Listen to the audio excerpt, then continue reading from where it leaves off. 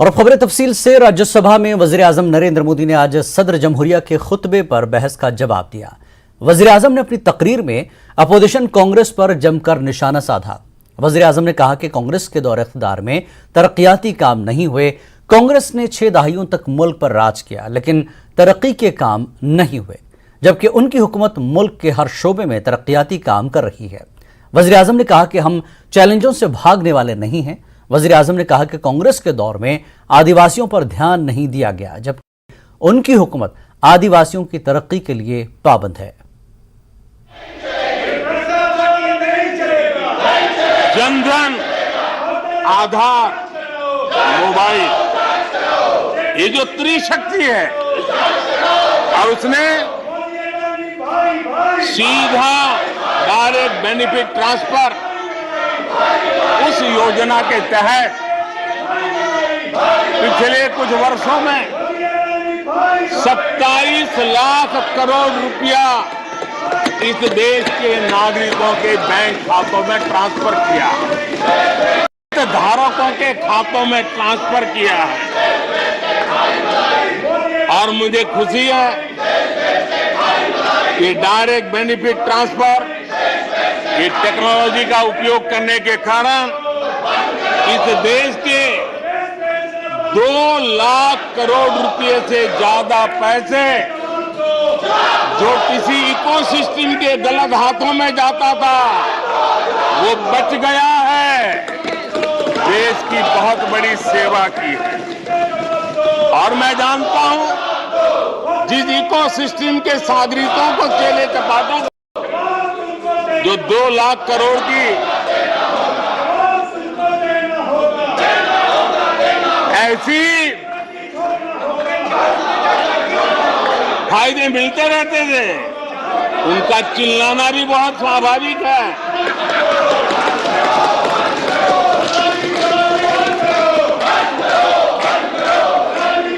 आदरणीय सभापति जी, हमारे देश में पहले परियोजनाएं अटकाना, लटकाना, भटकाना, ये उनकी कार्य संस्कृति का हिस्सा बन गया था। और मेंढर में सिक्योरिटी फोर्सेस ने अस्करियत पसंदों के एक ठिकाने को तबाह किया और असलहा और गोला बारूद बरामद किया, जिसमें 4 AK मैगजीन और 2 हैंड ग्रेनेड पाउच और दूरबीन शामिल हैं। सरकारी जराये ने बताया कि फौज और जम्मू कश्मीर पुलिस की मुश्तरका टीम ने मुहासरे के बाद सर्च ऑपरेशन शुरू किया। मेंढर के गांव नाका मांझरी में मिलिटेंटों के ठिकाने का पता लगा, जिसे तबाह कर दिया गया।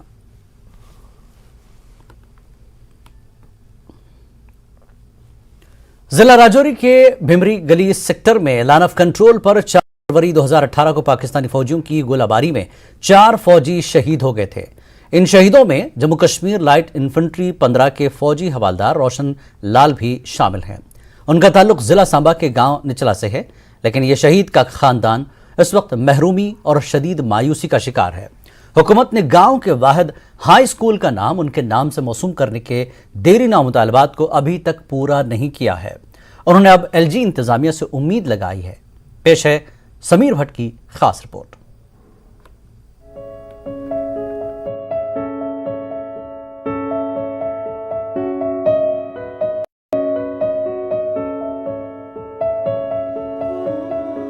हाथों में शहीद हवलदार रोशन लाल की तस्वीर के साथ इनके 90 साला वालिद देशराज को सिस्टम के खिलाफ कई शिकायत हैं। देशराज और उनके खानदान के पास मायूस होने की ठोस वजूहात हैं। हवलदार रोशन लाल फरवरी 2018 में पूंछ के इलाके भिम्बर गली में पाकिस्तानी फायरिंग के नतीजे में अपनी बीवी, बच्चों और बीमार वालिद को छोड़कर चले गए।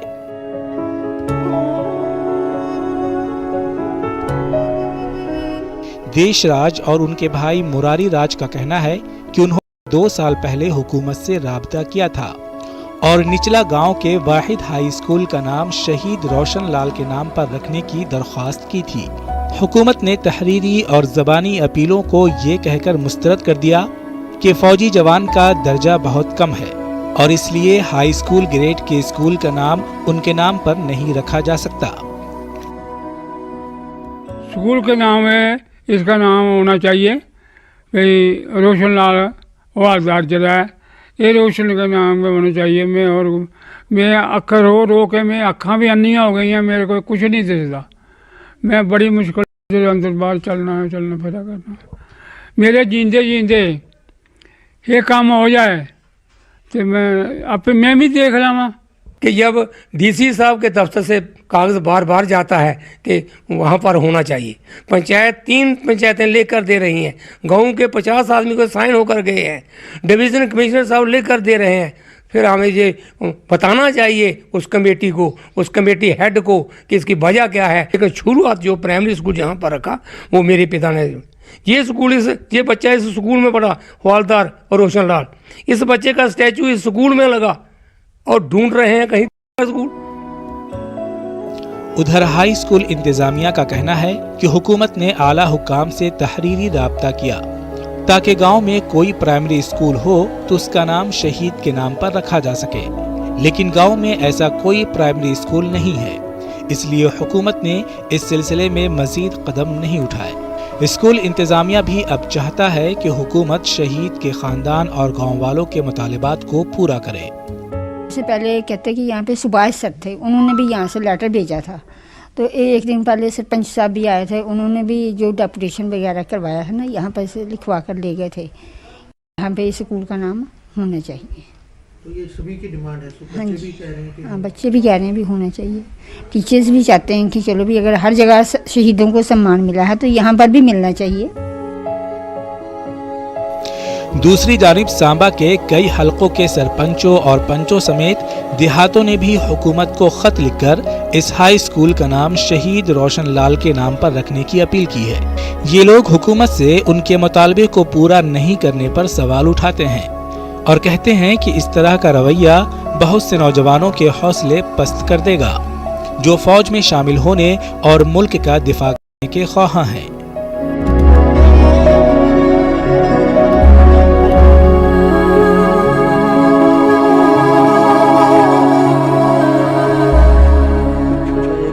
से मजाक ही बन गया है कि कोई सुन ही नहीं रहा। हमने लेटर लिखे, एडमिनिस्ट्रेशन तक हम गए हैं, शहीद की फैमिली दर बदर भटक रही है। आखिर क्यों? हम चाहते हैं कि इस गांव का स्कूल जो है इसे शहीद के नाम पे हो जाना चाहिए। जब वो शहीद हुए थे तो उस टाइम दुख तो उस वक्त भी था, पर एक फ़ख्र महसूस होता था कि हमारे भाई शहीद हुए हैं, उन्होंने देश के लिए शहादत पाई है। पर आज हमें इतना दुख होता है, शहादत पाने के बावजूद भी वो उनका नाम स्कूल को नहीं दिया जा रहा है। इनके पिताश्री हैं, वो हर रोज़ मौत को यह टाल कर कह देते हैं कि जिस दिन मेरे बेटे का स्कूल के नाम जुड़ जाएगा उन दूसरे दिन चाहे उनकी मृत्यु हो जाए। वो हर दिन मौत को ये कहकर टाल रहे हैं कि मेरे बेटे का नाम है जो वो स्कूल के साथ जोड़ दिया जाए। आप और हम अगर महफूज हैं और अपनी ज़िंदगी किसी डर के बगैर जी रहे हैं तो इसका सारा श्रेय शहीद हवालदार रोशन लाल जैसे सैनिकों को जाता है, जो अपनी मादरी वतन की हिफाजत के लिए, अपने देश के लोगों की हिफाजत के लिए अपनी जान तक निछावर कर देते हैं। शहीद रोशन लाल का परिवार भी यही चाहता है कि जो मातृ स्कूल यहाँ पे चल रहा है इस गांव में, वो शहीद रोशन लाल के नाम पे किया जाए। लेकिन कितने दुख की बात है कि पिछले 2 साल से लगातार ये संघर्ष कर रहे हैं, लेकिन इनकी बात कोई नहीं सुन रहा है। तो ऐसी उम्मीद है कि सरकार जागेगी और इनकी जो ये मांग है उसको जल्द से जल्द पूरा करेगी। कैमरामैन आशु के साथ मैं समीर भट्ट, न्यूज़ 18 सांबा जम्मू। सयाहती मकाम गुलमर्ग में खेलो इंडिया विंटर गेम्स के मुकाबलों में हिस्सा लेने के लिए रियासतों और मरकजी जेर इंतजाम वाले इलाकों के खिलाड़ी आज गुलमर्ग पहुंच रहे हैं। गुलमर्ग में 10 फरवरी से खेलो इंडिया के तहत विंटर गेम्स के मुकाबले शुरू होंगे। आज टंगमर्ग क्रिकेट ग्राउंड में स्नो क्रिकेट मैच खेला जा रहा है। इसके बाद वो गुलमर्ग की तरफ रवाना होंगे। गुलमर्ग में आज ही मरकजी वजीर की मौजूदगी में स्नो रग्बी मैच खेला जाएगा। उधर आज शाम हाईलैंड पार्क स्लोप पर डिमॉन्स्ट्रेशन यानी खिलाड़ी मशाल जलाकर अपने खेल का मुजाहरा करेंगे। इस दौरान लेजर शो और फायर क्रैकर शो भी होगा। इस मौके पर मरकजी वजीर youth affairs and sports Anurag Thakur मौजूद रहेंगे। खिलाड़ियों और मेहमानों के क़याम और दूसरे सहूलियात मुकम्मल कर लिए गए हैं। गुलमर्ग पहुंचने पर के इन खिलाड़ियों को वालहान इस्तकबाल किया जा रहा है। इन खिलाड़ियों की आमद के सिलसिले में श्रीनगर से गुलमर्ग हाईवे पर जगह जगह सिक्योरिटी फोर्सेस के अहलकार तैनात किए गए हैं। न्यूज़ 18 में आपका खैर मकदम है। मैं हूं मुनीर हुसैन हुर्रा। इस वक्त मैं मौजूद हूं टंगमर्ग में। जैसा कि मैंने पहले भी बताया है कि कल से सयाहती मकाम गुलमर्ग में 3rd खेलो इंडिया का एडिशन जो है उसका आगाज़ होगा और आज जो यूनियन मिनिस्टर जो है स्पोर्ट्स के अनुराग ठाकुर जी वो अभी टंगमर्ग पहुंचने वाले हैं और यहाँ इस टंगमर्ग के क्रिकेट ग्राउंड में जिस तरह स्नो क्रिकेट मैच जो है अभी जारी है, अभी खेल रहे हैं ये बच्चे और अभी यूनियन मिनिस्टर भी आने वाले हैं और यहाँ पे वो इस गेम का करेंगे। इस तरह बच्चों का जो जोश है, वलवला है, जज्बा है इस वक्त टंगमर्ग के इस क्रिकेट ग्राउंड में, जो शायकीन भी बड़ी तादाद में यहाँ आ चुके हैं और ये नौजवान जो है जो खेलो इंडिया में इस मैच के हिस्से हैं और यहाँ कुछ नौजवान हैं। जी आप बताइए, आपका न्यूज़ 18 में वेलकम है। बताइए, स्नो पे क्रिकेट खेल रहे हैं आज और वो भी खेलो इंडिया के हिस्से के तौर पर, और अभी यहाँ पे यूनियन मिनिस्टर भी आ रहे हैं, तो कितनी खुशी है, क्या कहेंगे इस हवाले से? सर, पहले मैं ये बात बताना चाहता हूँ कि हम अपने आप को एक खुशकिस्मत अभी साबित कर रहे हैं, क्योंकि एक बड़ा इवेंट, नेशनल इवेंट खेलो इंडिया और होम मिनिस्ट्री स्पोर्ट्स मिनिस्टर के सामने हम अभी मतलब क्रिकेट खेल रहे हैं, स्नो पे क्रिकेट खेल रहे हैं, तो एक अलग ही क्या मैं अंदाज बयां मैं कैसे करूं कि मतलब अभी कैसा हम फील कर रहे हैं। बहुत ही बढ़िया लग रहा है। मतलब पहली बार वैली में स्पोर्ट्स इवेंट हो रहा है, स्नो क्रिकेट हो रहा है पहली बार वैली में, तो बहुत ही मतलब बढ़िया फील हो रहा है। तो नाज़रीन, आपने सुना है कि किस तरह ये नौजवान जो है कह रहे हैं कि अब यहाँ स्नो क्रिकेट को जो फरोग देने की ज़रूरत है और यहाँ एक और नौजवान जो है खिलाड़ी है वो मौजूद है। और बताइए, कितनी खुशी है आज खेलो इंडिया में आप हिस्सा ले रहे हैं और आज यहाँ पे आप स्नो क्रिकेट खेल रहे हैं? जी, हम बहुत खुश हैं, एंजॉय कर रहे हैं कि पहली बार हमारे इस कश्मीर में स्नो क्रिकेट हो रहा है। जो हूँ स्पोर्ट्स मिनिस्टर है अनुराग ठाकुर साहब, उसके सामने हम इस टाइम खेल रहे हैं यहाँ पे। वो भी आ रहे हैं और हम उसके सामने ये खेलने वाले हैं। तो क्या कुछ अभी जैसे स्नो पे क्रिकेट खेलना, क्या इससे पहले आपने कभी खेला है स्नो पे ये क्रिकेट? नहीं, हम पहली बार हम यहाँ पे खेल रहे हैं कश्मीर में। आपने सुना है कि किस तरह ये पहली बार इस तरह स्नो पे क्रिकेट खेल रहे हैं। आप तस्वीरों में देख सकते हैं कि किस तरह अभी मैच जारी है और उसी में मुख्तलिफ जो गेम्स है, मुख्तलिफ खेलकूद के मुकाबले हैं वो होंगे और उसमें ये क्रिकेट को शामिल करना, स्नो क्रिकेट शामिल करना, ये अपने आप में एक बड़ी बात है। और इस तरह कहा जा सकता है कि आने वाले वक्त में जो कश्मीर के नौजवान हैं वो इस गेम में भी मुल्क की नुमाइंदगी कर सकते हैं और मुल्क का नाम और जम्मू कश्मीर का नाम रोशन कर सकते हैं। न्यूज़ 18 जम्मू कश्मीर के लिए मैं टंगमर्ग, मुनीर हुसैन हुर्रा। जम्मू कश्मीर में जारी इंसदाद तजावजात मुहिम के दौरान शिवसेना डोगरा फ्रंट ने आज जम्मू के रानी पार्क में एहतजाजी मुजाहरा किया और मुतालबा किया कि बड़े बड़े लैंड ग्रैबर को गिरफ्तार किया जाए। शिवसेना डोगरा फ्रंट के सरबराह अशोक गुप्ता ने मुतालबा किया कि इस कार्रवाई में किसी को भी नहीं बख्शा जाना चाहिए और जमीनों पर कब्जे में मुलविस सियासी जमातों पर पाबंदी आयद की जानी चाहिए। मगरमच्छों को अंदर करने के लिए कर रहा हूं। जिन कश्मीर के नेताओं की जमीन पांव खिसक गए, जमीनी हकीकत उनके नीचे से निकल गई है, आज बेचैन हो गए हैं। आज मैंने सुबह सुना मिस्टर लूण कह रहे हैं मोदी हमारे देश का प्रधानमंत्री नहीं है। पहले उसका सत्कार करता था, पहले उसके साथ बैठ करके फोटो खिंचवा। पीडीपी का कार्यालय भू माफिया की जमीन पर बनाया हुआ। महबूबा मुफ्ती कश्मीर में जाकर के प्रोटेस्ट कर रही है, दिल्ली में जाकर के प्रोटेस्ट कर रही है। आज उनकी जमीन नीचे से खिसक गई है। आज भू माफिया जो है वो लड़खड़ा गया है। आज कोई पार्टी के अंदर एक व्यक्ति नहीं है जिसके नेताओं के बड़े बड़े नेता, इतने बड़े नेता जिस 70 कनाल, 80 कनाल, 60 कनाल, 110 कनाल, एक वो तवियों वाला है 90 कनाल, कोई पार्टी नहीं बची। एक किश्तवाड़ के अंदर है 24 कनाल, एक FIR दर्ज हुई है 16.9 कनाल। सारे माम के अंदर नंगे हो गए हैं। इसलिए मैं मांग करना चाहता हूं इस सारे संदर्भ के अंदर आपको उनके खिलाफ FIR दर्ज करनी होगी और हम इलेक्शन कमिश्नर ऑफ इंडिया के पास जा रहे हैं। जिन पार्टियों के कार्यालय, एक पार्टी है जिसका कार्यालय श्रीनगर के अंदर भू माफिया की जमीन पर, जम्मू का दफ्तर भू माफिया की जमीन पर, और जब ये कहाँ है, ये दोनों कार्रवाई करते हैं तो इनको कहते हैं जी आप बाहर वाले बंदे हैं, आप उत्तर प्रदेश से आए हैं, आप जमीन उठा करके उत्तर प्रदेश ले जाएंगे। अरे 70 वर्ष 75 वर्ष जम्मू वाले रहे ना, किसने जमीन खाली कराई? आज जमीन खाली करा करके फिर ये मैं बड़ा संदर्भ के अंदर कहना चाहता हूँ, मांग ये है कि FIR दर्ज होनी चाहिए उन भू माफिया के खिलाफ, बड़े नेताओं के खिलाफ जिन्होंने जगह को कैप्चर करके रखा हुआ है, और उनकी पार्टियों को बैन करना चाहिए। महबूबा मुफ्ती कल दिल्ली में जंतर मंतर के बाहर जो है वो इसी एंटी इंक्रोचमेंट ड्राइव को लेकर प्रोटेस्ट कर रही थी, क्या कहेंगे? जम्मू में कहाँ थी, कश्मीर में कहाँ थी? दिल्ली में जाकर कर रही। मैं कह रहा हूँ जी, दिल्ली में कोई जमीनें हैं? जिधर लोगों की जमीनें ली जा रही हैं वहां तो बाहर नहीं निकलती। वो कह रहे हैं कि कश्मीर में गुंडों की सरकार है। को कहाँ है सरकार?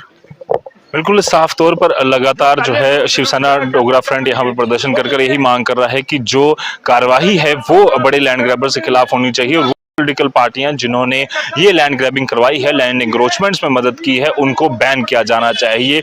लगातार इस तरह की मांग की जा रही है और जो कार्यवाही उपराज्यपाल मनोज सिन्हा और chief secretary doctor Arun Kumar Mehta द्वारा की जा रही है, उन पर जो एलिगेशन लगा रहे हैं उनको पहले अपने गिरबान में झांकना चाहिए कि उन्होंने कितनी लैंड जो है वो इंक्रोच करके रखी है। इस तरह की जो बातें हैं वो शिवसेना डोगरा फ्रंट आज प्रदर्शन कर रहा है और मांग कर रहा है कि FIR जो है वो रजिस्टर किए जाने चाहिए बड़े लैंड ग्रैबर्स के खिलाफ। वीडियो जर्नलिस्ट आशु के साथ न्यूज़ जम्मू कश्मीर लद्दाख के लिए जम्मू से मैं रजत बोरा। FCI गोदाम शेखपुरा बडगाम में ड्राइवरों ने एहतजाज किया। दरअसल उनका कहना है कि गुज़श्ता कई रोज से उनकी माल से लदी गाड़ियां गोदाम के अंदर फंसी पड़ी हैं क्योंकि माल को उतारा नहीं जा रहा है। इन ड्राइवरों ने कहा कि गाड़ियां यहां रहने से इनको मुश्किलात का सामना है और अब उनके राशन और पैसे भी खत्म हो रहे हैं।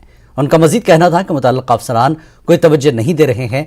न्यूज़ 18 ने जब यह मामला जिला इंतजामिया तक पहुंचाया तो DC बडगाम ने यकीन दिलाया कि मामला हल किया जाएगा। हमारे नुमाइंदे ने इन ड्राइवरों से बात की। गोडाउन है शेखपुरा बडगाम में, वहां पे मौजूद है। यहाँ पर मेरे पीछे आप ड्राइवर हजरात देख रहे हैं।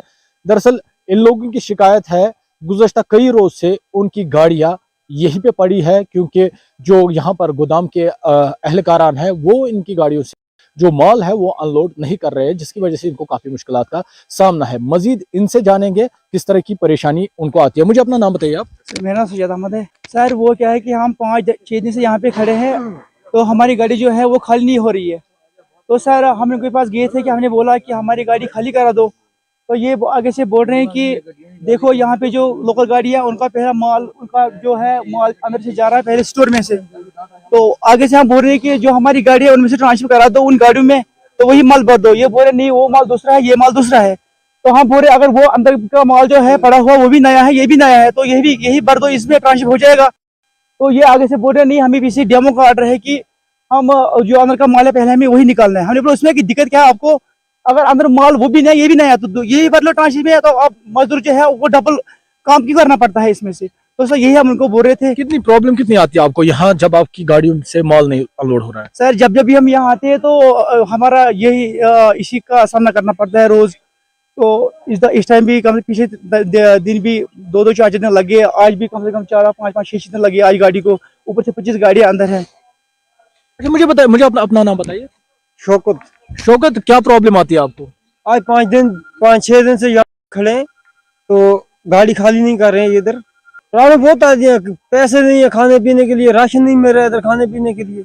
अच्छा आप जब इनके पास जाते हैं क्या बोलते हैं? कल भी गए थे इनके पास, बोल रहे 1 घंटे तक आपको मसला हल होगा, मगर नहीं हुआ। बड़ा प्रॉब्लम है, मुझे धमकी दिया है शॉर्ट इन शॉर्ट इन्होंने धमकी दिया है एट लास्ट में। कल उन्होंने बोला है आप लोगों को बंद करना है करो, हम पुलिस को बुलाएंगे शॉर्ट में, बस मसला यही है। अच्छा कितने दिन से आप यहाँ पे हो? 4 दिन से। लास्ट में धमकी दिया, कल उन्होंने बोला 1 घंटा वेट करो, 1 घंटे के बाद आपका मसला क्लियर हो जाएगा। अब इनका साहब ही नहीं आया है, वो छुप के बैठा है। अब में बहुत मुश्किल है यहाँ, परेशान है। कल भी कोई गाड़ी खाली नहीं हुई, भी हम रुक रहे हैं यहाँ ही। सवेरे हम उनके पास गए, उन्होंने बोला कि हम लोड भी करेंगे अनलोड भी करेंगे। तो हमारी गाड़ियाँ 25 गाड़ियाँ अंदर है, अगर यही हाल रहा तो कम से कम 10 दिन तो लगेंगे हमें। हम कैसे चलेंगे, हमारी गाड़ियाँ कैसे चलेंगे, ड्राइवर क्या लेंगे, बैंक को क्या देंगे, बच्चों को क्या खिलाएंगे। हम लोग किसी साहब से गुजारिश करते हैं कि मेहरबानी करके हमें यहाँ से इस मुसीबत से छुटकारा पाए। तो नाज़रीन मैं थोड़ा सा अपने साथी से गुजारिश करूंगा वो गेट के अंदर ये दिखाए क्योंकि माल से लदी गाड़ियां हैं।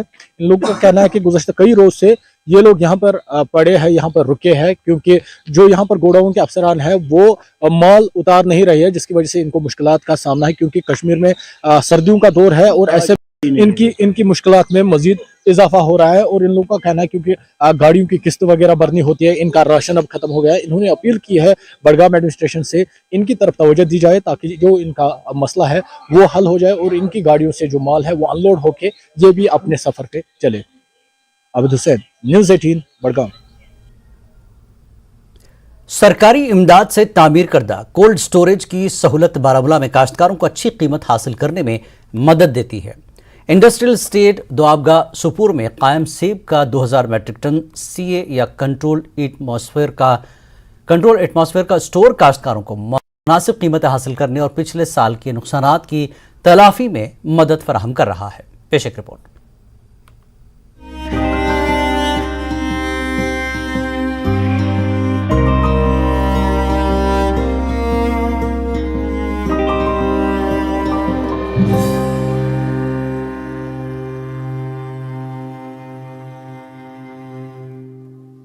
दोआबगाह सोपुर में कायम इंडस्ट्रियल एस्टेट से मिली सहूलत किसानों को अपनी फसलों को तवील अरसे तक महफूज और ज़ख़ीरा करने में मदद फराहम करती है, जिससे वो अपनी पैदावार की बेहतर कीमतें वसूल कर सकते हैं। ये सहूलत किसानों के लिए इंतहाई ज़रूरी है। इस सहूलत की गुंजाइश 2000 मीट्रिक टन है और एक जदीद ग्रेडिंग और पैकिंग लाइन है, जिसकी औसत गुंजाइश 5 मीट्रिक टन फी घंटा है। इस सहूलत के क़याम में मदद करने के हुकूमती फैसले का काश्तकारों ने बड़े पैमाने पर खैर मकदम किया है। सीए यूनिट चलाने वाले मोहसिन अहमद का कहना है कि किसानों को अपनी पैदावार को कोल्ड स्टोरेज में ज़ख़ीरा करना चाहिए ताकि ऑफ सीजन में बेहतर कीमतें मिल सकें। इस साल का सीज़न रहा हमारा 2022 और 23 का। मैक्सिमम ग्रोवर्स ने अपना माल मार्केट किया उस टाइम पे, तो उनको बहुत ज़्यादा लॉसेस हुए। जिन लोगों यहाँ पे कोल्ड स्टोरेजेस में रखा, चाहे यहाँ रखा चाहे कहीं और भी वैली में जितनी जगह हैं, उन लोगों के आज के टाइम पे बहुत अच्छी डिमांड देखने को मिल रही है और एटलीस्ट उन लोगों का एप्पल बहुत अच्छा क्वालिटी एप्पल निकल रहा है और मार्केट में बहुत अच्छी डिमांड है। वो इसीलिए पॉसिबल हो पाया जब उन्होंने टाइमली एप्पल हार्वेस्ट करके कोल्ड स्टोरेज फैसिलिटी में लाया और यहाँ पे उन्होंने स्टोर किया। आज डिमांड आ गई तो उन्होंने मार्केट करना शुरू कर दिया है। फ्रूट ग्रोवर्स का कहना है कि यह सहूलत किसानों के लिए गेम चेंजर है, क्योंकि वो अब अपनी पैदावार को ज्यादा देर तक महफूज रख सकते हैं और बदले में बेहतर कीमतें हासिल कर सकते हैं, क्योंकि अब ऑफ सीजन है और मुल्क में सेब की बहुत ज्यादा मांग है। वहीं मुताल्लिका इंजीनियर के जरिए शेयर किए गए इस यूनिट के तकनीकी पहलू किसानों और सार्फिन के लिए बहुत अहम हैं। अरशद अहमद ने कहा कि सेब को ताज़ा और साइंसी तौर पर इंसानी इस्तेमाल के लिए महफूज रखने के लिए हर पहलू का ख्याल रखा जाता है। स्टोर जो सीए यहाँ पे कश्मीर में ये शुरू हुआ, ये बहुत ही अच्छा है। इसे एक तो सीज़न में रश नहीं होता है, दूसरा जो उस टाइम किराया ज़्यादा होता है, रेट नहीं होती है, तो यहाँ पे ये सेफ होता है। अगर हम घर में रखें इससे बेहतर है यहीं पे सीए में ही। ये वैसा ही रहता है जैसे अभी पेड़ से उतरा है। 4 महीने तक हम इसको स्टोर करके रखते हैं, उसके बाद करते हैं हम काम, इसको निकालते हैं। जैसे कि मान लो आज फरवरी चल रहा है, फरवरी, मार्च, अप्रैल, मई तक हम इसको आराम से निकाल सकते हैं। इसकी जो क्वालिटी है, क्वालिटी मीन्स की जो इसका प्रेशर है और शुगर लेवल है, वो दोनों के दोनों इसकी मेंटेन रहते हैं। वो कैसे मेंटेन रखते हैं, वो हम थ्रू सीए ये मशीनरी है उसी से हम इसको कंट्रोल करके रखते हैं। और जो हमारा टेम्परेचर है वो भी इसको ये मेंटेन करके रखते हैं हम। प्रोजेक्ट कोऑर्डिनेटर मोहसिन अहमद ने कहा कि इस सिलसिले में उन्हें हुकूमत की तरफ से हर मुमकिन मदद है। सरकार की तरफ से बहुत मदद मिलती है ये यूनिट्स एस्टेब्लिश करने के लिए। Government of India MIDI scheme के थ्रू ऑलमोस्ट 50% आप लोगों को सब्सिडी प्रोवाइड करती है, प्लस फाइनेंशियल अप्रेजल होता है डिफरेंट टाइम्स पे और उससे बहुत मदद मिलती है। प्लस जो हमारी डिस्ट्रिक्ट एडमिनिस्ट्रेशन का भी मैं कहना चाहूँगा, बहुत ही सपोर्टिव है हमारी डिस्ट्रिक्ट एडमिनिस्ट्रेशन। हमने कभी भी अगर हम अपनी मैम जो हमारी ऑनरेबल DC मैम हैं उनके पास गए तो उन्होंने बहुत अच्छे से हमारी बात सुनी, एंटरटेन किया और बहुत अच्छी मतलब वो लिसनिंग करते हैं। फील्ड में बिजली का मसला था वो भी उन्होंने फाइनल कर दिया था। इस साल हमें कोई इशू नहीं आया, बहुत ही अच्छा है। ये सहूलत मकामी किसानों की जिंदगियों पर नुमाया असर डालने के लिए तैयार है। इनकी फसलों की बेहतर कीमतों को हासिल करने और आने वाले सालों के लिए इनकी रोजी रोटी को यकीनी बनाने में ये सहूलत इनकी भरपूर मदद कर रही है। बारामूला से सज्जाद हुसैन की रिपोर्ट। GMC श्रीनगर के कम्युनिटी मेडिसिन डिपार्टमेंट की तरफ से किए गए एक हालिया सर्वे में श्रीनगर शहर में कोरोना वबाई अमराज के दौरान घरेलू तशद्दुद के वाकयात में तशवीशनाक इजाफा हुआ है। इस सर्वे के मुताबिक घरेलू तशद्दुद और घरेलू ज्यादती के वाकयात में 6.5% इजाफा रिकॉर्ड किया गया है, जहां जिस्मानी ज्यादतियों में भी इजाफा हो रहा है। कम्युनिटी मेडिसिन डिपार्टमेंट के HOD professor doctor S Mohammad Salim ने न्यूज़ 18 JKLH के साथ बातचीत में इस सिलसिले में मजीद जानकारी दी। जानना चाहेंगे जो डोमेस्टिक वायलेंस के हवाले से जो सर्वे हुआ है, क्या कुछ रिपोर्ट्स उसमें सामने आई और जो इंक्रीज बताया जा रहा है, क्या रीजंस है इसके? देखिए, ये स्टडी जो कोविड के 2 वेव्स हैं उस दौरान क्योंकि लोग घरों में थे और बहुत सारे जो हमारी इकोनॉमिक एक्टिविटीज ही बंद थी, हमने जानना चाहा जो हमारी फीमेल फोक है उनसे हमने थ्रू सोशल मीडिया एक फॉर्म हमने भेजा, गूगल फॉर्म, जिसमें कुछ क्वेश्चनियर्स हमें थे। ये जानने की कोशिश हमने की कि क्या कोविड के दौरान डोमेस्टिक वायलेंस जो हो रही है, डोमेस्टिक अब्यूज़ हो रहा है, क्या उसमें कमी आ रही है या और ज़्यादा बढ़ रहा है। तो हमने एक सैंपल लिया था जिसमें लगभग 92 रिस्पॉन्सेज आ गए थे। जो रेस्पोंडेंट्स थे उनमें से फीमेल, ये सारी फीमेल्स थी, ख़वातीन थी, शादीशुदा भी थी और गैर शादीशुदा भी थी, 45% अनमैरिड थी। तो उनसे हमने रिस्पॉन्स लेना चाहा कि क्या डोमेस्टिक अब्यूज़ बढ़ गया कोविड के दौरान या उसमें कमी आ गई, और अगर हुआ है तो किस वजह से हुआ। तो जो हमें रिस्पॉन्सेज मिले तो उनमें से 10% पॉपुलेशन जो हमें रिस्पॉन्स मिला, तो उन्होंने कहा कि कोविड से पहले भी डोमेस्टिक अब्यूज़ वायलेंस होती थी हमारे साथ, स्पेशली जो मैरिड थी, जहां हम इंटीमेट पार्टनर वायलेंस कहते हैं या अब्यूज़ कहते हैं, वो उनके पास पहले ही हुआ करता था। या जो गैर शादीशुदा हैं तो उनमें जो फैमिलीज हैं, पेरेंट्स हैं या बाकी सिबलिंग्स हैं, उनकी वजह से भी उनको अब्यूज़ होता था। तो 10% पॉपुलेशन ने हमें बता दिया कि हमें ये होता था। But surprisingly during Covid additionally 6% population ने कहा कि कोविड की वजह से भी कोविड में भी हमें डोमेस्टिक अब्यूज़ हुआ, जो टोटल बन के कुछ 16% पॉपुलेशन ने हमें पॉजिटिव रिपोर्ट दिया कि हमें डोमेस्टिक अब्यूज़ हुआ है। तो रीजंस क्या हो सकते हैं इसके बिहाइंड, क्योंकि क्या ये रीजन हो सकता है कि लोग घरों में ज्यादा थे, या क्या वजूहत हो सकती है इसकी? देखिए, वजूहत कई हमें इसमें मिली। नंबर 1, क्योंकि कोविड में जो घरों में महसूस रहे, लॉकडाउन था, सो घरों में जब मर्द हजरात भी बैठते हैं, बाकी लोग भी बैठते हैं, तो बातें होती रहती हैं। और सबसे इम्पोर्टेंट वजह जो ये देखी कि जो अनएम्प्लॉयमेंट रही, क्योंकि बहुत सारे जो डेली वेजेस थे, जिनका काम कमाई दिन की होती, शाम को खाते थे, सो उसमें कमी होगी। बहुत कई ऐसी सिचुएशंस भी होगी जहां पे लोगों को नौकरी से निकाल दिया गया क्योंकि वो सस्टेन नहीं कर पा रहे थे, उनकी कंपनीज या जो भी उनके थे एम्प्लॉयर्स। सो उसकी वजह से जो उनके इकोनॉमिक फैक्टर्स थे, उसकी वजह से भी घरों में सिचुएशंस ऐसी होगी, वोलेटाइल सिचुएशंस होगी, तो उसकी वजह से भी डोमेस्टिक